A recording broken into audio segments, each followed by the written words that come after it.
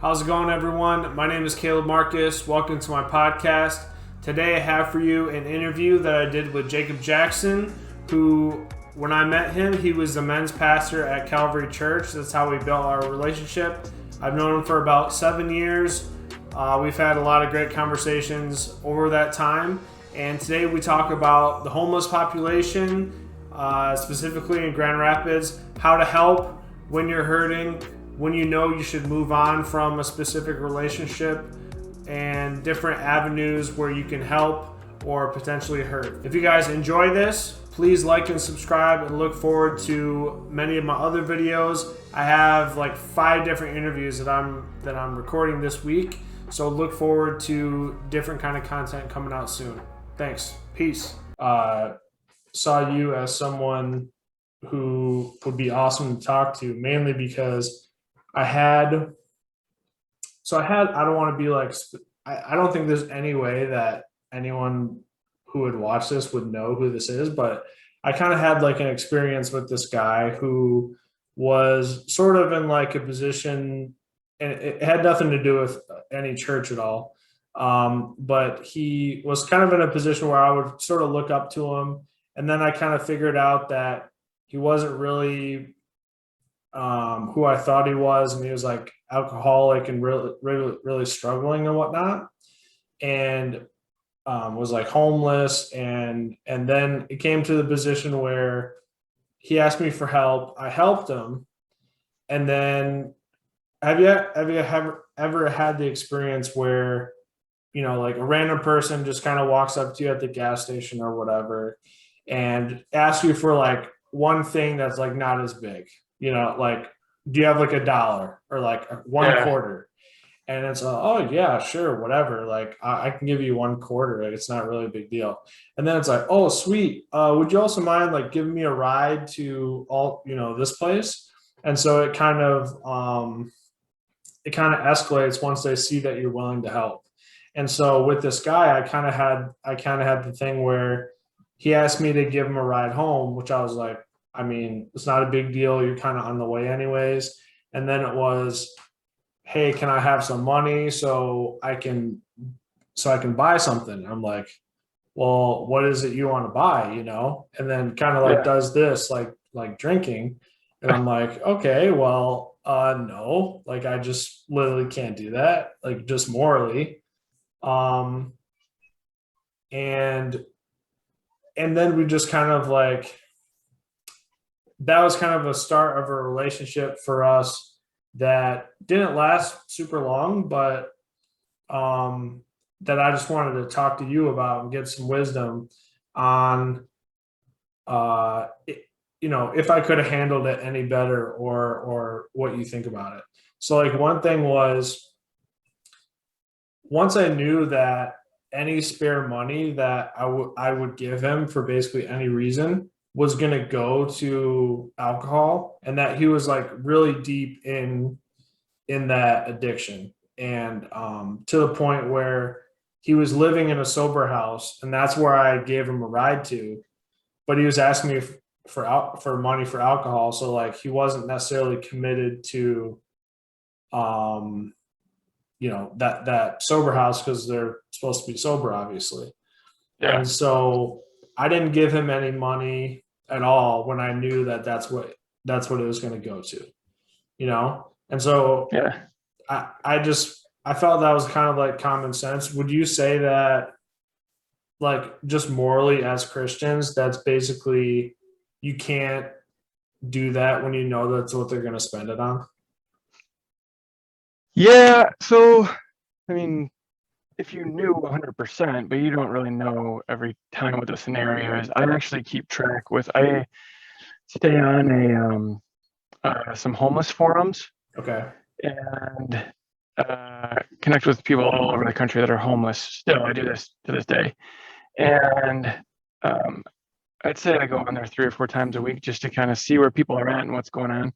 Okay. And I can't speak for everywhere. I know in Grand Rapids, mental illness probably is one of the biggest causes. I'd say about 80% of the individuals in Grand Rapids because of mental illness. Now that can also be Like if people are hearing voices or something else is going on, typically Yeah. that'll lead to drugs, um, and or alcohol.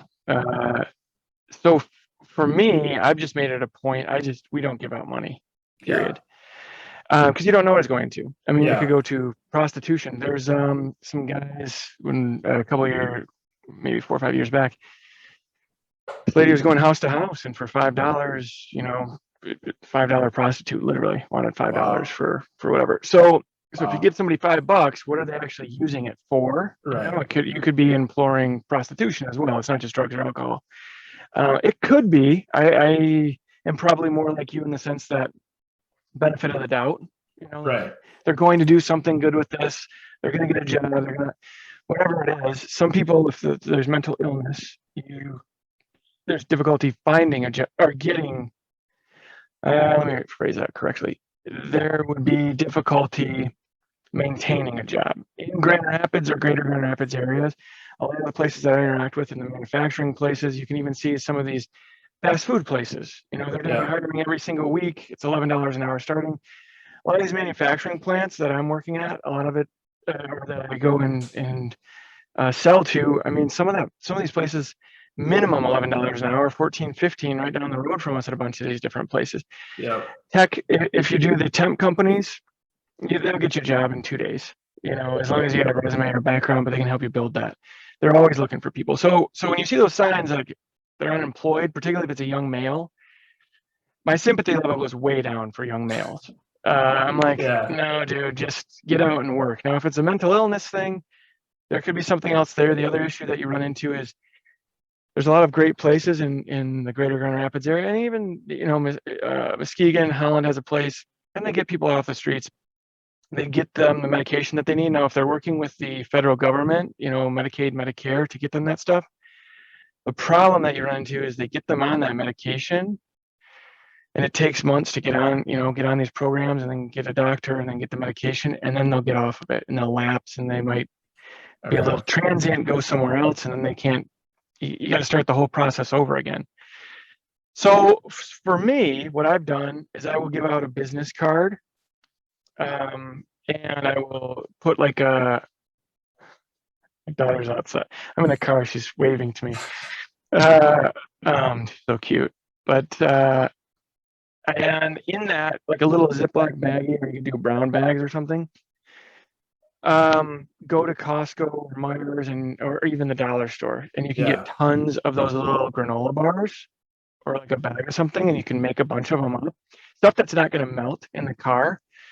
So make sure you know which kind you're getting, and then a Yeah. couple other things like some candies, some stuff that's going to help. Water bottles are great right now because it's going to start getting hotter, and especially they're standing out, asking for money or whatnot. But something that doesn't, and a way to connect if they're looking for a job seriously, like something in there. No, I'll work for food. Okay, there's a number in there to call, and you can even call most of these places. You can call collect, and they'll answer. Now it could have just been the people that I've interacted with.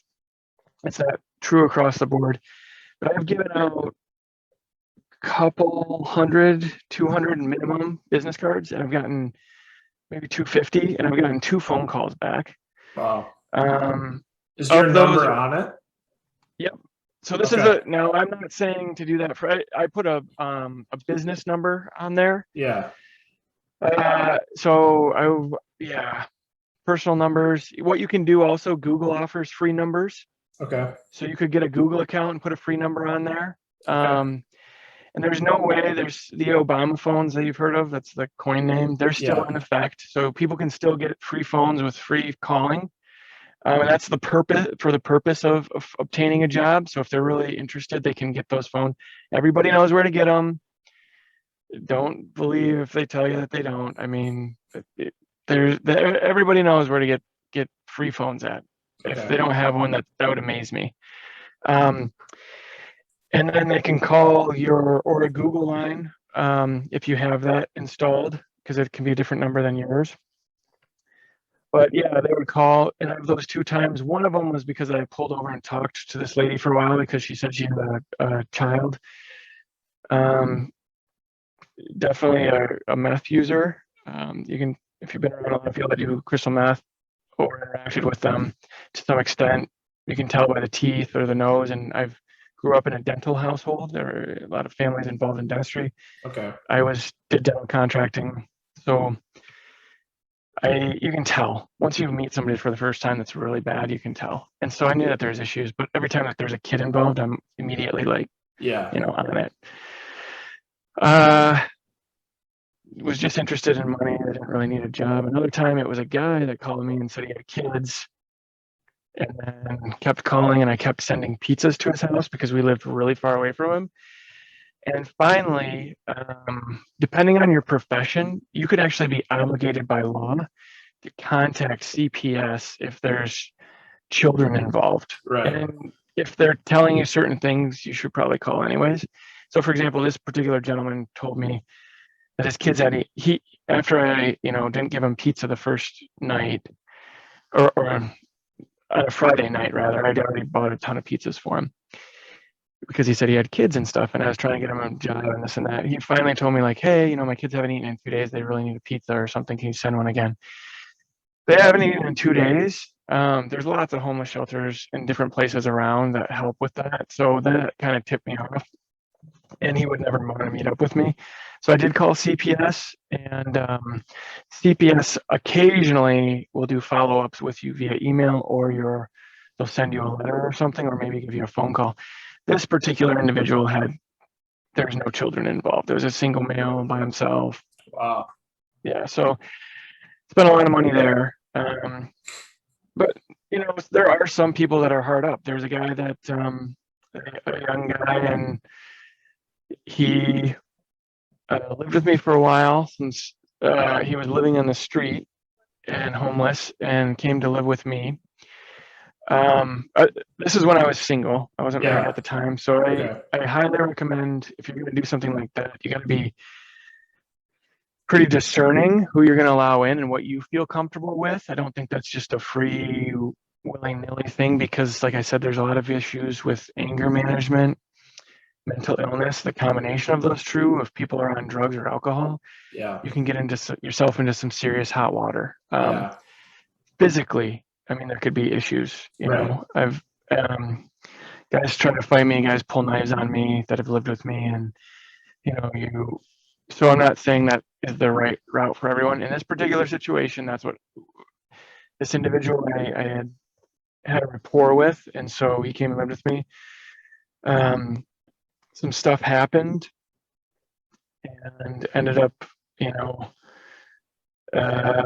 courts kind of got involved. Some other stuff got involved. Ended up, I think there was a little bit of embarrassment. Ended up on the streets. Didn't connect with me after he got out, and some stuff. Found a place. It didn't go well, and then ended up, hey man, I understand. Came back and lived with me again. So I'm not saying that every situation is a down and out. This is never going to be like the Christ can't redeem what's going on. He definitely can. This particular individual is doing phenomenal in a position of upper management now. Wow. Managing multiple people, and has held the same job for a long time. Clean, like last time we met up, he took me out for lunch. So I was like, whoa, I'm gonna order something expensive. Get that steak I've been wanting. Yeah. So no, and just great conversations, great guy, and just the way that the Lord redeems, and that dude's following the Lord now. And so I do think that there is ample opportunity, and the Lord definitely saves people, and it's just this constant, going after them. Yeah. Yeah. So Sorry, but because like this guy that I was sort of helping, it's hard. Like I literally was like stressed out to the point where like I could feel it physically on me. Like this guy, is texting me saying like if I don't give him money for alcohol, he's gonna die from withdrawals and whatnot. Which is kind of, I know it's kind of like a sort of a manipulative tactic to a certain extent. But just like, worrying about someone more than they worry about themselves sort of thing is like was just very stressful, you know? And Yeah. I basically said to myself, like, I know that God has me in this position for a reason, Yeah. and I'm going to continue with it until he sort of takes that responsibility from me, I guess you could say, you know? Yeah. And so what ended up basically he got fired from the place that he was working, um, which is where we corresponded, like where I saw him and where we would spend time together. And then I texted him, called him, haven't heard anything back. And so I don't know if I'm ever going to see him or talk to him again. So I kind of took that as um, God was kind of like releasing me from that sort of responsibility. You know what I mean? Yeah. And I know that you've, you know, other than this individual, you've helped out other people before. Is there a time where, or a situation where it's like, okay, this person is just not, I don't want to say not worth it to help them, but like you just know it's not going to work, you know? Yeah. Yeah. I had in my house, there's lots of guys coming in and out. Because it just doesn't work. And it's different from person to person. I think it's now being a parent, you'll experience this soon. I think with every child, there's different ways that you're going to discipline them and set up boundaries. And there can be general rules for everybody, like, hey, the grill's hot, don't touch it, you Yeah. know. But that's what I did. There were some basic ground rules that I set up with all the guys that would come and live with me if they wanted to. Um, hey, you're living with me.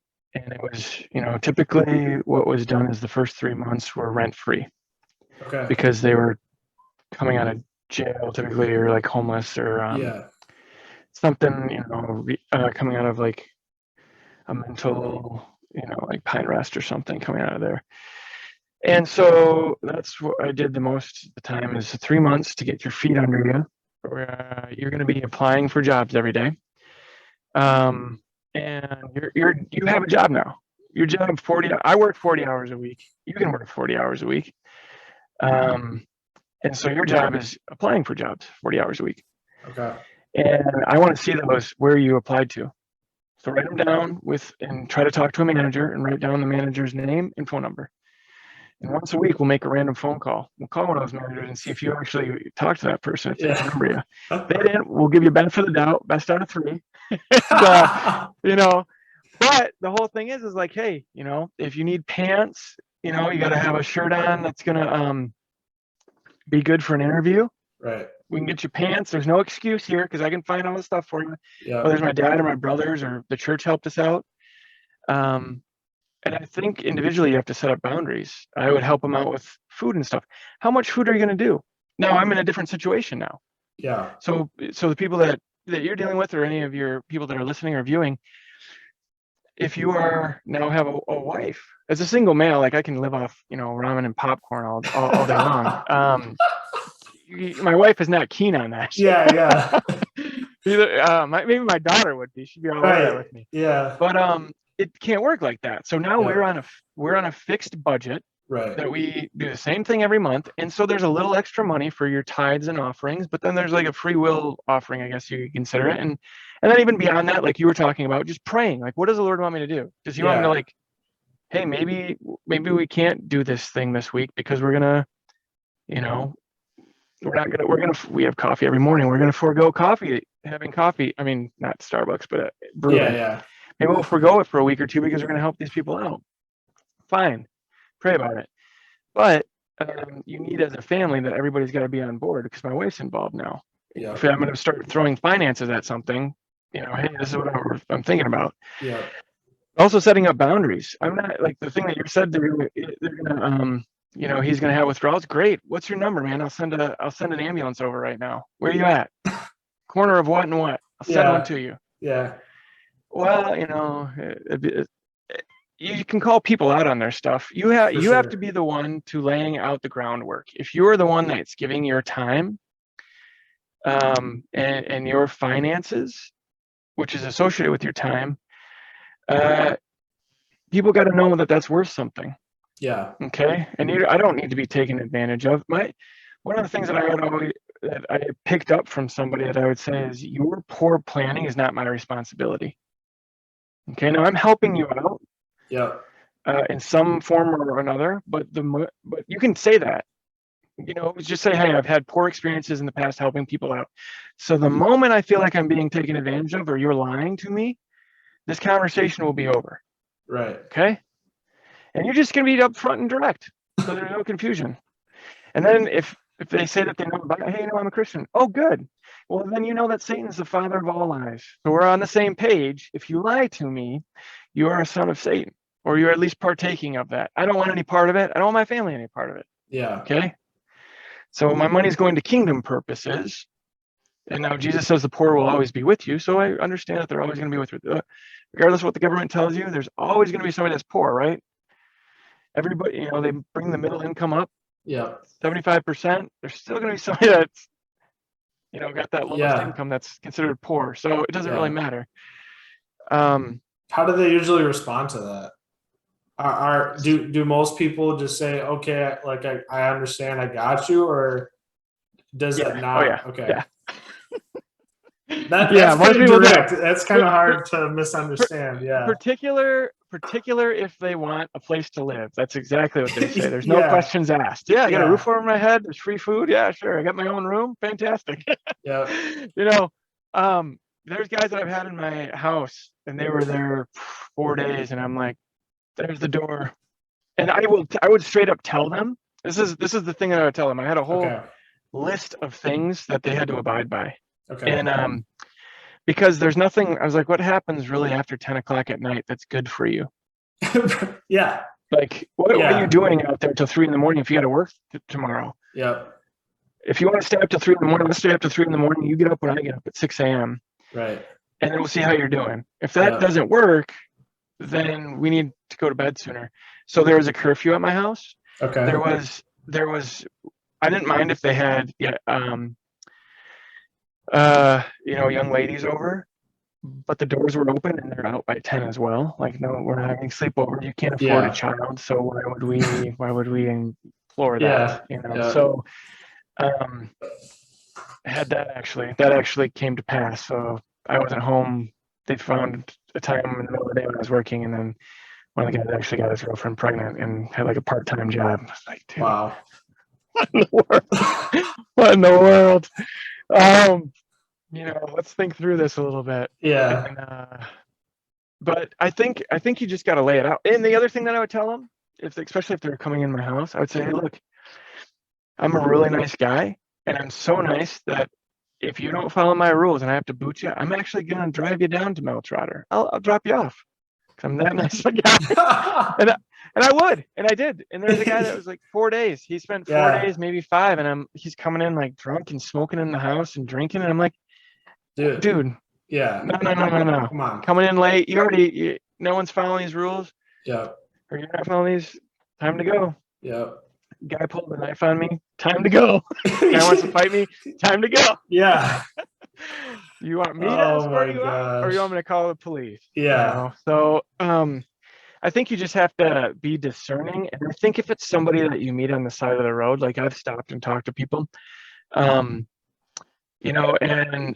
those situations can be slightly different. Unless you get to know them, like I would never bring a dude in the house now with a wife and children. That's just foolish. Yeah. But here's the other thing for guys.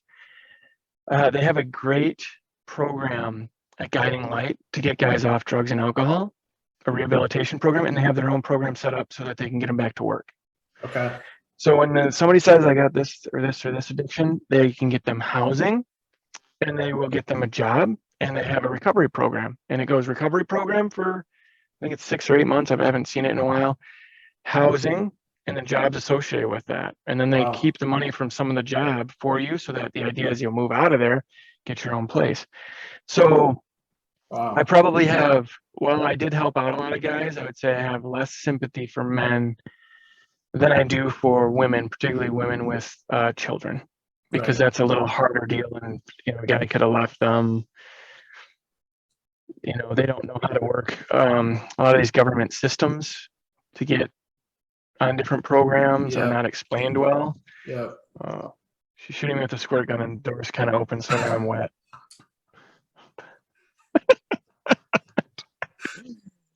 She wasn't so stinking cute. I might spank her. Yeah. But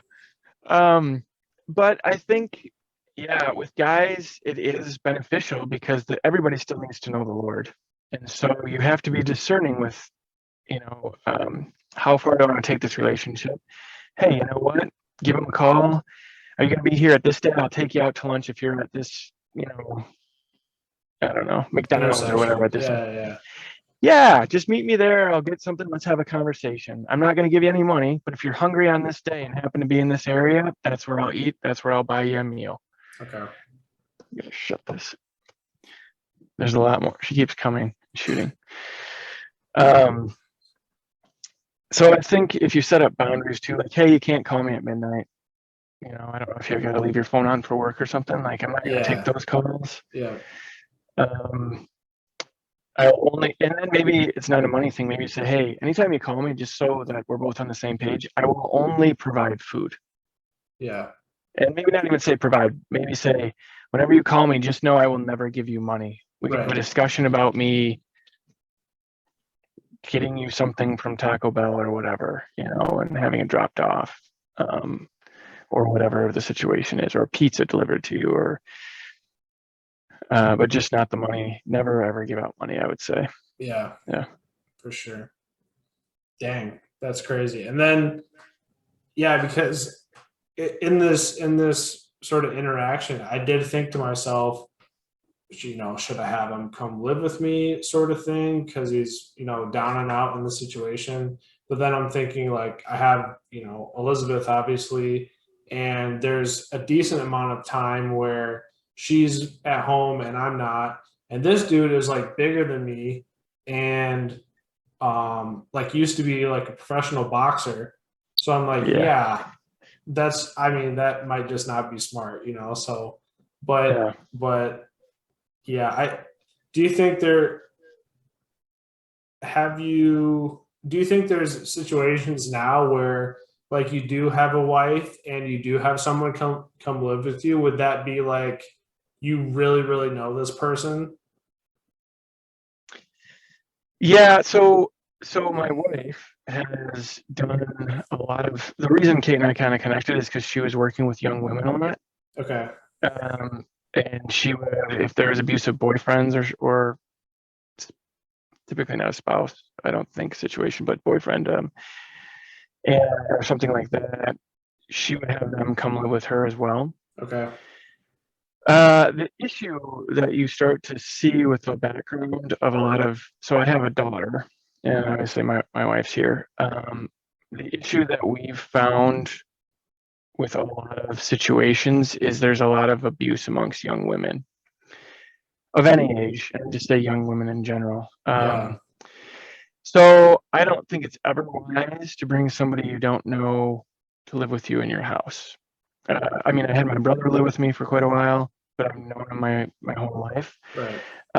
But we would not have somebody live with us that we don't know, even a couple. To be honest with you, I just wouldn't do it unless they're really hard out, and I knew them very, very well. Definitely not a single guy. You just don't, regardless of how much you think you can trust them. Like, look, dude, you can. There's shelters around. You can. It's not too expensive. If you just go get a part-time job, you can go stay at a hotel. Okay, and you can get a little burner from Myers, a Coleman stove, and you can get beans in a can. And I've been camping a lot. There's lots of guys in this country that are in the military that are sitting, in foxholes for a long time, and they're eating MREs, and they get along. And it's a lot of times in the desert and it's hot. So I figure a guy here in Michigan where there's all these food pantries and you're not getting shot at, and having to carry a 60-pound pack or a rifle, you're doing a little better. You should be okay. You can find a part-time job. You can get in a hotel. There's a lot of cheap ones over on 28th Street and 131 area, which I've set guys up over there before. Or there's even one in Rockford's not even an excuse. You can start looking for Section 8 stuff. Get your name on the list right away to Section 8. Yeah. There's a lot, What is Section 8? it's housing for ultra low income. Okay. And you got to qualify, but the people that we're talking about would qualify. You just have to go through the motions and get on there. They're going to want to see some sort of qualified income, most likely for Section 8 housing. But once you get on there, you get a place. And literally, sometimes, so my buddy has one, a Section 8 house, and it's in Rockford actually. Surprisingly, there's a lot of Section 8 in Rockford. Wow. But there's a lot around downtown Grand Rapids area, west side, south side. Okay. And you can get into these places. It's just you got to pay like $50 a month, and they're nice. Some of these places are nicer. They look as nice as the house or nicer than the house I'm staying in currently. Yeah. No joke. I'm not exaggerating. Like I drove by some of these places or dropped people off. I'm like, dude, I don't know what the insulation is like. Yeah. Maybe it's thin insulation, but if I'm paying like $50 a month to stay in a 2-3 bedroom, yeah, I don't really care what the insulation's like. For sure. So that's the other thing. If you just get a part-time job and apply for Section 8, now it's kind of hard to get in Grand Rapids right now or greater Grand Rapids area, but get on the list. Yeah. Tough it out as a single male for like 6 months to a year, save up your money, and then, for $1,000, $1,200 at the most, you can live for a year in one of these places. Wow. So now it's different. Obviously, no, this is why I say I don't have as much sympathy for young men, though I took in young men at my house because obviously I'm not going to take in young women. That can be a little sketched. Yeah. People can say stuff, living above For reproach. sure. What are you doing with all these women in your house? Yeah. But helping out young guys, yeah. We have actually, Kate and I did specifically talk about, we've been praying in the past. Lord gave us a passion for those that are still in the womb. And so I think we've talked heavily about like if there was in the future, we're not really set up right now for it, but in the future, if the Lord blesses us with an extra bedroom here at some point, a house with an extra bedroom, we would love to take in a young woman. Maybe she got pregnant out of wedlock and 14, 15, 16, maybe issues with the family, got kicked out of the house. We've run into some of those previously. Okay. And then we'd be interested in doing that. We specifically are looking actually for a duplex currently. Okay. So we could provide in that way. Yeah. Or something with like an in-line apartment. We found a couple that prices are just kind of ridiculous right now. It's not even worth pursuing. Yeah. So with that, do you see that as kind of being like a more of a like long-term relationship with that young woman basically? Yeah, because if they're 14, 15, 16, if you're starting to think about like, how do we then, I haven't thought it through completely, to be honest with you. Yeah. Like how do we were going to get her on some programs so that she can have, there's a lot of stuff from, I always get Medicaid, Medicare mixed up. I think it's Medicaid.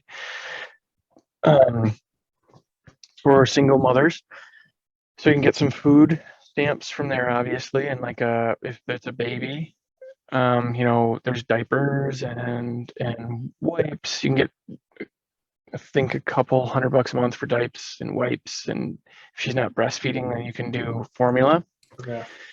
And we could help her out too. But I mean, if there's offerings somewhere through the government, they can help out, or the church. I mean, when I had all those guys living with me, church was an unbelievable blessing. I mean, we got meal after meal from either individuals or the church as a whole. And like, that's how I wasn't always buying stuff. Like people were donating things all the time and clothing and So the same thing, if you brought somebody in, I'm sure the church, wherever you're at, or other churches would help you out. But then you got to work through. So in that situation, it would be a long term, but you have to start thinking, like we would have to start thinking about like, 15, 16 years old. I mean, I'm 38. I could have a 16, 17, 20-year-old daughter right now, technically. So then do we want to, if we're living in Grand Rapids, like, is college something we could, if the Lord blesses us more financially at some point, could we help her out to get into a program? We would love to do, obviously would love to do that if there's finances there for that. Yeah. But maybe get her into something where she could also kind of work from home. There is a place, they typically do it for mothers, I think, that had some jail time, but it's over at Cascade Engineering. They actually have daycare provided for the women that are coming to work there. And then they can go have lunch and stuff and their breaks with their kids. And I think that's an awesome program. That is. If we owned a business, we would want to set something up just like that. And so typically those are single mothers initially. So there's, it's just, I mean, you got to kind of pray about it and see where you're at and kind of see vision for it. 'Cause it's not going to happen overnight. And if it does happen overnight, there's a whole different set of things you're going to have to work through, as opposed to kind of praying and thinking and seeking the Lord or talking to people about it before it happens. So you're a little more prepared of what your expectations are, or what your expectations are for that person coming to live with you, because it's all fine and dandy, but same deal. Okay. My daughter here was 16 years old. I really don't, if she wants to hang out with her friends at our house late in the backyard, fine. But you don't need to leave my house after 10. Yeah. And, there's no reason for that. Yeah.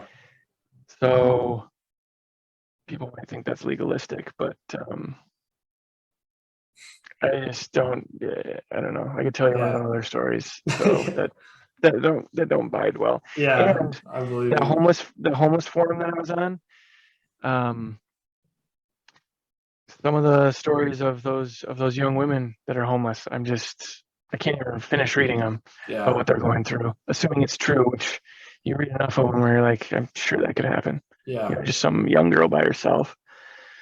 And guys are idiots, not all of them, but there's a lot of people, even if they know the Lord, that I'm not going to hang out with my daughter after 10. So yeah, yeah, for sure. Yeah. For sure. Dude, that was awesome. I have one kind of tradition I want to start with the podcast is just ending it on one question. So I didn't give you this beforehand, but it's, why do you not believe or believe in God? Yeah, so that's a good question. I do believe in God. Jesus Christ specifically is God, and He died for our sins, that we might too be forgiven. There's no other name under heaven by which you can be saved apart from Jesus Christ. How I personally came to that conclusion is I was an atheist, turned agnostic, and it happened when, so my background's in chemistry. I did industrial wastewater engineering. And when I was in school, in college, studying chemistry, I got to one of my classes, which was biochemistry. Okay. And actually what struck me, and it was interesting enough, is, like how you learn maybe in high school or something, sperm meets egg, and then, things start going. There's like usually 5 pictures of how, well, actually I do it with plants as well. So there's mitosis and meiosis, and they show you how those 5 pictures explain like everything. Yeah. Okay. Those 5 pictures actually are like books full of chemical reactions that are taking place. And I like math quite a bit. So as I saw all these chemical reactions taking place, I thought, wow, that's unbelievable that that can happen one time, let alone billions of times. That this process can happen over and over again. And again, I'm not talking about sperm meeting egg. Well, sperm meets egg, but about chemical reactions that are taking place in the midst of that. Yeah. And there's a ton of them, and it's unbelievable. And so for me, that's what got me on my quest, and I started really questioning, like, how is this happening? And then I took a class, the hardest class I've ever taken in my life, physical chemistry, like thermodynamics, and it's like it's the combination of multivariate calculus and then chemistry. It's a nightmare. And I've never studied so much and done so poorly. It's just a nightmare. I can imagine. It was horrid. But they tell you in there how the Earth is formed, and a lot of these things that are associated with carbon dating. Okay. So it made me started questioning some of the stuff with carbon dating, particularly as it pertains to thermodynamics. And then it made me start questioning some of these things, like how the like hydrogen, helium, lithium, beryllium, like the periodic table, right? How those elements started. And there's actually more than that.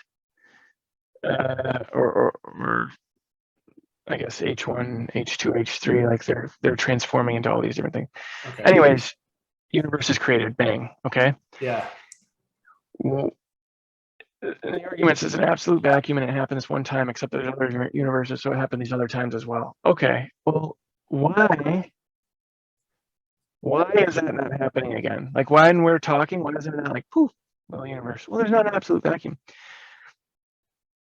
Okay, well, does gravity play an immense role on hydrogen alone, or the electrons or the neutrons in them, or yeah, any of those things? Is gravity playing such a role on it in the instantaneous that it couldn't? And now I'm not saying like right now, I'm just saying how long they said the Earth has been around, like these billions of years. Yeah. So anyways, then I started thinking like, okay, this isn't just random stuff. Yeah. Like something's going on here that you guys can't explain. And I would go and, debate with my teachers about like, Yeah. this is just, where's the basis for this stuff? You say Yeah. that we're doing science here, but there's it's like your beginning is this big bang. Okay, Yeah. well, you're putting faith in all of these things based on this one thing. Well, we weren't there, we don't know. Okay, well, that's the same argument with the creation. For sure. For So what's sure. the issue? Yeah. Well, you're saying, but anyways, so then I started researching, not getting crazy into it, but all these different belief systems, even like Confucianism, Buddhism, which some of those, I guess, they're more philosophies, and Buddhism philosophy turned into religion, which Yeah. that's not how it's supposed to be, anyways. So Yeah. you can just start to just count tons of these things. Yeah. In any polytheistic religion, it's like, why? If there's one God that can create all these other gods, that doesn't make any sense. Like it's just Yeah. illogical. Yeah. So, and that's, I'm like, okay, that doesn't like. So move on from all those. So it basically brings you down to, apart from a couple other ones where there's a lot of issues with it, Judaism, Christianity. Okay, and there's different sects, but Christ is going to be the big one in Christianity, and then there's Judaism. Or Islam. I might have said Judaism already. So those are kind of the three that you come down to. Yeah. And then you can do some historical research on the back of that. For me, some of the issues with Muhammad came up. The issue with there's some significant issues with the Quran. Judaism and Christianity agree on the Old Testament. The issue comes with Christ. So then basically it comes down to, in Islam, actually, they say Isa. So they actually talk about Jesus in the Quran. So Jesus is fundamental to all of that. And from there, it's a little bit of a longer story. I will say what happened to me was somebody encouraged me, just read the Bible. Like, pray if you believe that there is a God, which I did. Yeah. Pray that this God would reveal himself to you. And they said, hey, you're researching all this stuff. Instead of researching about the Bible, why don't you just study it? You researched about the Quran, you read the Quran. Why don't you research about the Bible and study the Bible? Okay, And I don't know what it was. Well, I do know. I mean, like the Lord did this work. But I was sitting down. I can distinctly remember I was in a little room, almost like a former chapel, I think. It was on the coast of Oregon in Cannon Beach. And I think at that point I'd probably believed Jesus was like, he existed and he was a Lord. But I didn't believe he was forgiving me of my sins, and I didn't believe fully that he was God. And I would say it's an act of faith. There's not gonna be a definitive answers for everything. I wasn't alive when Christ was alive. Nobody was. So at some point, the Lord does a work. The Spirit does a work in your heart to reveal some of these things to you. For me, I opened Ephesians chapter 1, reading verses 1 through 14, specifically 3 through 14. And I can't explain it. Like, I had been praying for forgiveness for the same 3 to 5 sins, like, every day. Like, I just didn't think I was forgiven for them. Yeah. I had issues, obviously, believing with Jesus being God. And it was like, in that moment when I read through that, things just clicked. And it was like, it was as if the Lord spoke to me in that moment and told me that I was forgiven for my sins, and that particular area in Ephesians is how he laid this out for me specifically. Now it's for everybody. The gift is for everybody. But when I read it, it was almost like, hey, I did all of these things for you. And it was since the beginning of the world that I had planned this for you, Jacob. Wow. So, and that just, it was like a kind of a light switch went on. And yeah, in that moment, I believed. Wow. So I do think that there is a faith piece that comes with that. Yeah. But it's not a blind faith that led me to Christ. Yeah. So, yeah. Wow. Thanks for sharing that. That was awesome. Yeah, definitely. Dude. You're welcome. It was great to talk to you. Yeah. We should all that thermodynamics and chemistry and calculus that interested me a lot. So I definitely want to do another one at some point and have a conversation about that. So Let me know. That would be interesting. So there's a dude, Donald Chittick. Okay. He got his doctorate in physical chemistry. Way smarter. I mean, Okay. that dude knows what he's talking about. Well, he wrote a book about this type of stuff. Okay. He's a Christian. Got you. Yeah. That sounds good. That's Anyways. a good resource. All right, man. I hope I hope you're doing well, and it's good to see you and talk to you. Yeah, it was a pleasure. Thanks so much. All right. Appreciate it. All right. See you later. later. Have a good one. You too. All right. Bye.